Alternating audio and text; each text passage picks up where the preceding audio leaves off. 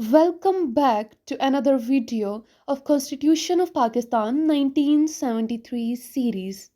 आईने पाकिस्तान के 124 article already uploaded हैं।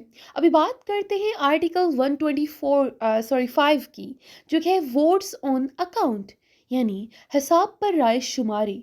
तो आइए रीड करते हैं कि ये आर्टिकल क्या कहता है। So, notwithstanding anything contained in the foregoing provisions relating to financial matters, the Provincial Assembly shall have power to make any grant in advance in respect of the estimated expenditure for a part of any financial year, not exceeding 3 months, pending completion of the procedure prescribed in Article 122 for the voting of such grant and the authentication of the schedule of expenditure in accordance with the provisions of Article 123 in relation to the expenditure। क्या बात हुई है?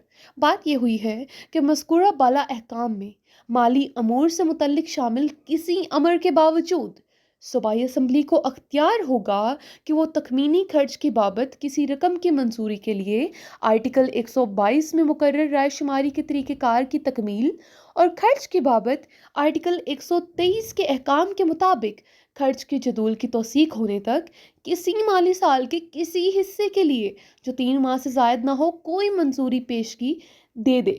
अब क्या बात है, मतलब article यहाँ पे 122 और 123 को कंसिडर किया जा रहा है। तो ये आर्टिकल अगर रीड नहीं किए तो प्लेलिस्ट में अवेलेबल है, पहले इनको पढ़ लें।